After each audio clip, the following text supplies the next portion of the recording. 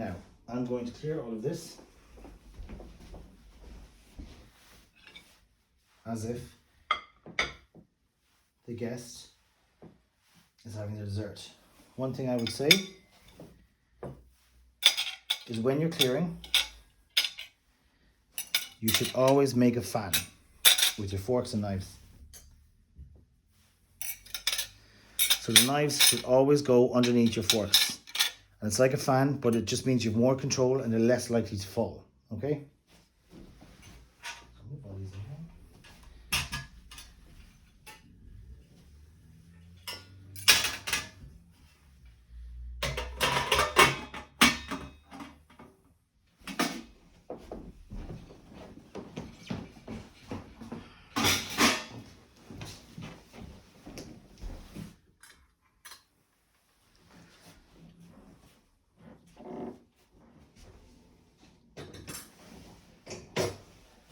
Now, with dessert,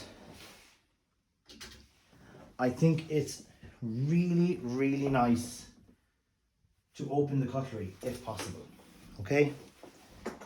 And what I mean by that is the guest is there, they've probably finished all their wine, still having a bit of water because they've had so much wine, and we open the cutlery by basically moving the fork down, coming behind them and moving the spoon down.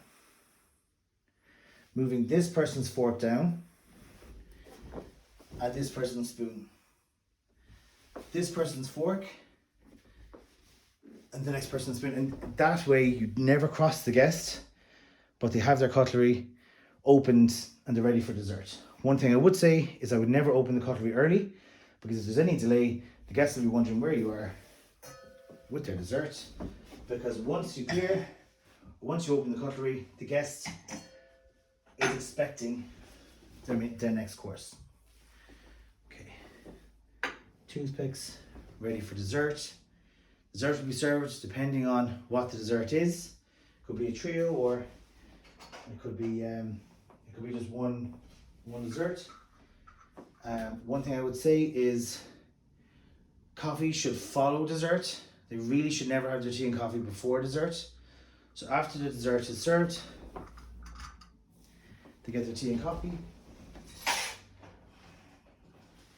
And one thing I would say with tea and coffee is that it should be served hot.